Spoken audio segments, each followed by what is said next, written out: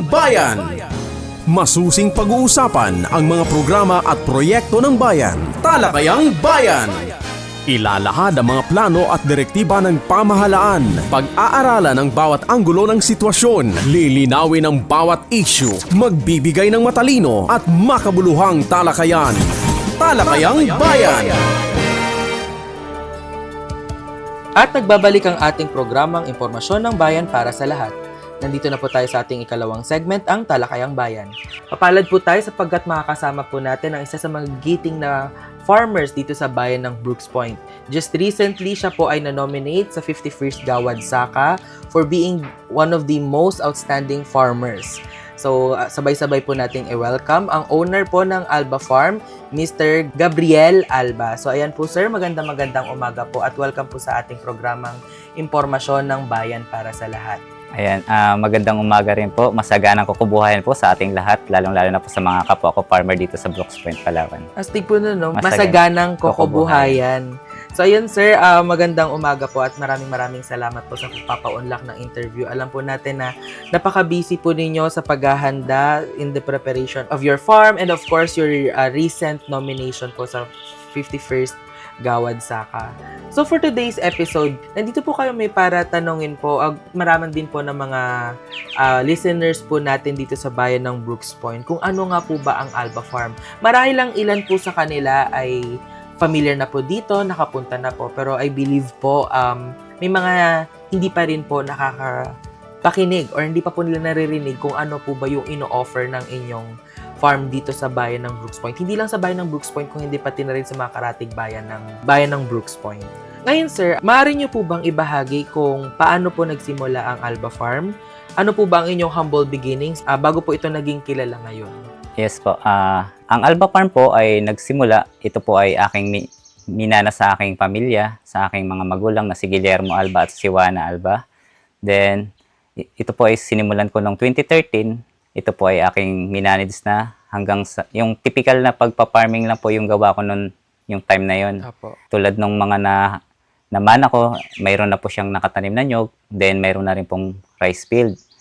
Then nung ako na po yung naghawak, dinagdagan ko po, ako po ay naggawa ng fish pan, then nag-alaga na rin po ako ng mga swine or yung mga pig. Apo. Then nag-intercrop na rin po ako ng mga banana. Pero mas lalo pa pong na-develop yung farm nung ito po ay in-apply na namin sa ETI. Okay po. Noong 2023 po, noong 2023. Ayun po, doon po nagsimula hanggang sa yun na po nakilala na po itong Alba Farm. Apo. So yun sir, no, habang tayo po ay nag-i-interview, ay nandito po tayo ngayon sa Alba Farm para sa ating mga listener for context. Napakalaki at napakaganda ng Alba Farm and of course, hindi lamang po ito siya nare-recognize ng mga kababayan natin, kung hindi na-recognize na rin po ito ng ating provincial capital of Palawan and at the same time ng ating region dito sa Mimaropa region. So if you have time to visit, saan po ba natin ito matatagpuan, sir? So ito po ay matatagpuan sa Sitio Lada, Barangay Pangubilyan, Brooks Point, Palawan. Ito po ay sa unahan lang po ng ating AgriWorld. Okay po. So sa lahat po ng mga gustong bumisita and witness the beauty of Alba Farm, you are very much welcome here. Matatagpuan po ito sa Sitio Lada, Barangay Pangubilyan, Brooks Point, Palawan. Sa unahan lamang po ng Brooks Point AgriWorld. So yun po, maraming salamat po sir. Ano naman po yung mga pangunahing serbisyo at produkto na iniaalok po ng Alba Farm? At paano po ito nakakatulong sa mga magsasaka at komunidad? Ano po ba yung mga binibenta or ino-offer po ninyo dito in terms of foods? Ayan po. Ano po kayong mga example po nun, sir? Nag-offer po kami ng local food security tulad po ng coconut na ito po yung copra. Then, meron din po kaming bigas. Then, meron din po kaming mga saging Apo. at mga gulay tulad ng litos, may upo. Apo. Then, sili, meron din po. At marami pa pong iba. Okay po. Pero sir, alam po natin, no, syempre nakita po natin sa social media, may mga ino-offer din po kayong mga non-foods. Ano-ano po yung mga iyon, sir? Yes po, sa non-food naman po, pag sa coconut, meron po tayong fiber. Yun po yung bunot na pinadaan po sa decorticator machine na naghihiwala yung coco pit at coco fiber. Okay po. Yung coco fiber, yun po yung ginagamit ng mga plantita na ginagawang kokopol, yung nilalagyan ng mga halaman, mga ganun po. At yung kukupit naman po, yun po yung isa sa mga ginagamit natin pag nagtanim tayo ng litos. Apo. Ayun po, maliban po doon ay ginagamit din po sa soil medium sa mga pananim po natin ng mga halaman. Ayun Apo. po. I believe, sir, may mga nakikita po tayo ditong mga hayop din po. Is it for sale po ba? May mga binebenta na po ba kayo mga itlog or like yung meats po ng mga dito, swine po, ganun po. Nagbebenta rin po ba kayo ng mga ganun po? Soon po, magbibinta na po kami. Sa ngayon po, pinaparami pa po namin. Okay po. Opo, yan po siya. We are hoping po na maging successful and maging abundant pa po yung mga po ninyo, yung mga alaga po ninyo dito sa inyong farm. Yes po. And napag-alaman po natin po na kayo po ay partner po, nakikipag-partner sa TESDA or yung Technical Education and Skills Development Authority. Paano po ninyo sinusuportahan ng skills development at pagsasani ng mga nais matuto sa larangan ng agrikultura? Kami po ay umu-offer ng ECP po dito na course din. Pero Ano po ibig sabihin, sir, ng ECP po? agricultural crop Agricultural Crop Production. Production. Okay po. Sino po ang mga natututo po nito, sir? Yan po yung pangunahin po yung mga nagugulay. Mm-mm. Yan po ay i-offer po namin sa mga kapwa namin mga coconut farmer na Okay. para habang nag-aantay po sila ng kita sa 3 months, mayroon po tayong inaantay na gulayan sa ilalim ng kanyugan. Nagkikiter po tayo dito ng mga senior high student na nag-i-immersion po dito sa ating farm. Lalo-lalo po yung itong national high po dito sa ating sa Apo, Brooks Point. National High Opo, School. sila po yung aming mga kinikiter dito at may mga ibang school pa po. Tulad naman po sa college naman po, nagkikiter din po kami ng mga nag-OJT dito sa farm na mga agri po yung course. Apo. Bali, 2 bayan po yung nag-OJT dito sa atin. That's nice. Yes po, mayroon pong galing pa pong Batarasa at saka dito naman po sa Brooks Point. Kamusta naman po ang sir, ang experience ninyo so far na nakaka-help po kayo sa mga estudyante and someday aspiring to be like you po? Yes po, nakakataba po ng puso dahil nakikita ko po ang mga kabataan ay kumbaga nai-impluwensyahan ko rin po sila. Yes. At na-encourage ko sila mag-engage dito sa pagpa-farming na actual nilang nakikita at napapahalagahan nila kung gaano kahirap din mag-farming at Apo.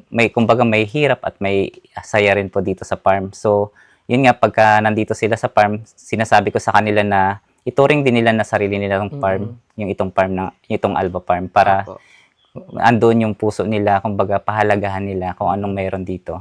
Ayun po. Nag-enjoy naman po sila. Yes, well, that's good po, no? Kasi, sir, mapapansin po natin na there's a stereotype between farmers po, Kasi kapag ang iniisip nila, ayoko mag-take ng agriculture kasi baka maging magsasaka lang ako.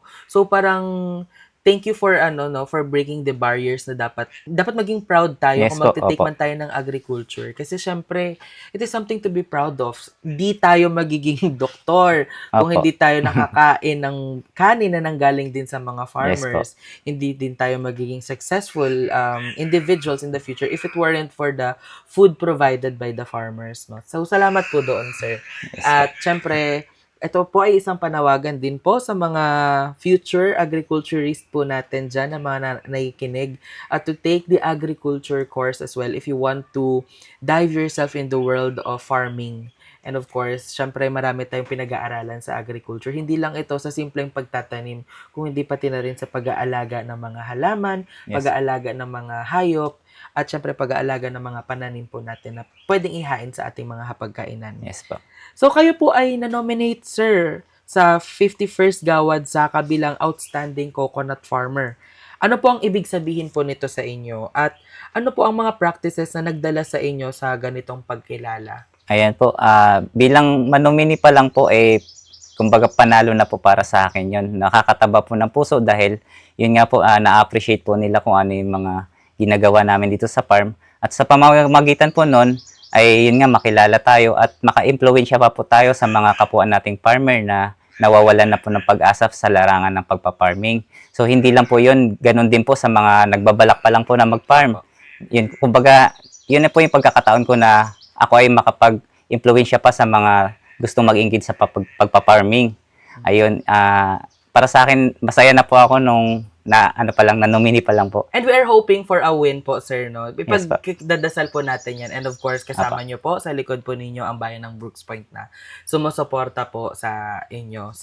Pati na rin po sa inyong farm, dito sa Alba Farm. Ayun po, i-ano ko na rin po yung pagkakataon na magpasalamat po sa ating mga kababayan, lalong-lalo na po sa ating LGU. Gustong-gusto ko po magpasalamat sa ating LGU, din sa ating UMA, sa Office of Municipal Agriculture, sa pamumuno ni Sir Rene Bacosa. Maraming salamat po.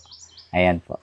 And thank you po sa lahat po ng mga sumusuporta. Siyempre, buong suporta din po dito ang ating punong bayan na si Honorable Cesario R. Benedito Jr., Yes po. ang ating Vice Mayor Attorney Mary Jean D. Feliciano, at ang ating mga sangguniang bayan members. And of course, and I believe, sir, hindi po nawawalan ng suporta dito ang Office of the Municipal Agriculture sa pangunguna po, syempre, ni Sir Rene Bacosa po. Rene Bacosa. Ayan, sir. Yes po. Maraming salamat po sa inyo at sana po hindi po kayo magsawang sumuporta po sa mga farmers po ng ating bayan.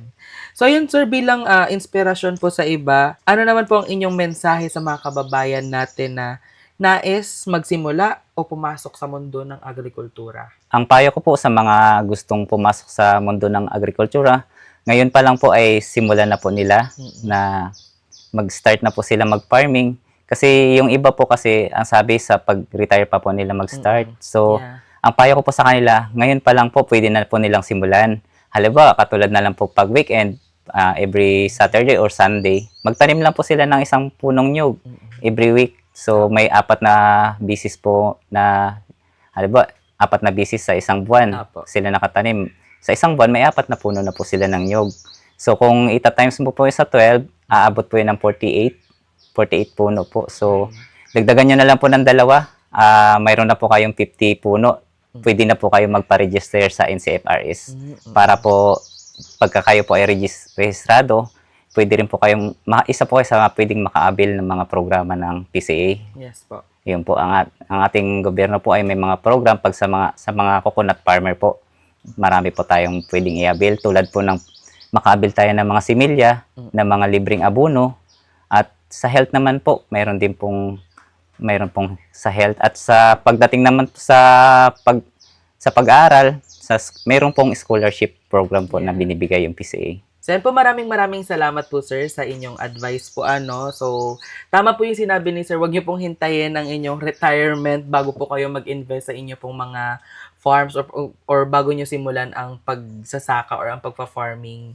So, maraming salamat, sir, sa inspirasyon, and we are hoping po na sana we can get this 51st Gawad Saka Most Outstanding Coconut Farmer Award. We're praying for you for that po. And ayun po, muli po sa lahat po ng ating mga listeners, welcome po kayo dito sa ating Alba Farm, sa Sitio Lada, Barangay Pangubilian, Brooks Point, Palawan. Baka may nais pa po kayong pasalamatan, sir, mga family po ninyo. Ayan po, gusto ko pong batiin po yung mga kasama ko po dito na mga intern dito sa Alba Farm. Ganon din po ang aking may bahay na si Iris D. Burgos, na siya talagang nagsusuporta sa akin sa pagpa-farming. Kumbaga, kung wala siya, hindi ko rin magagawa tong mga to. Kumbaga, mas maganda kasi yung sa mag-partner ay nagtutulungan po. Yeah. Ayan po, nagtutulungan sa hanap buhay. Ayan, gusto ko rin pasalamatan yung mga kamag-anak ko, Alba Family, kasi kaya nga po Alba Farm yung nilagay ko na pangalan dito sa farm, kasi yung legacy po natin andoon pa rin, hindi mawawala. Pag sinabing Alba Farm, sa atin po yan ng mga Alba. Ayan po. Kahit wala na tayo, andyan pa rin yung legacy natin. Yun ang gusto natin, na makapag-iwan tayo ng long-lasting legacy dito sa mundong ibabaw. So once again, thank you so much to the owner of Alba Farm, Mr. Gabriel Alba. Maraming salamat po sa inyong time po, sir. And syempre, andito po ang buong LGU na sumusuporta po sa inyong farm dito sa bayan ng Brooks Point. Maraming salamat din po, sir, dahil ito po ay isang malaking karangalan para sa akin na ako po ay inyong ma-interview at may bahagi ang mga kaalaman ko dito sa pagpa-farming.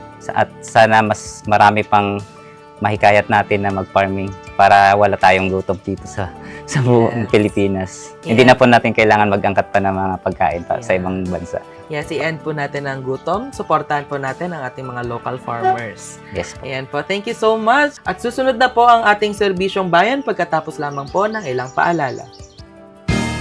Talakayang Bayan.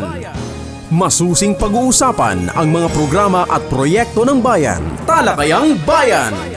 Ilalahad ang mga plano at direktiba ng pamahalaan. Pag-aaralan ang bawat anggulo ng sitwasyon. Lilinawin ang bawat issue. Magbibigay ng matalino at makabuluhang talakayan.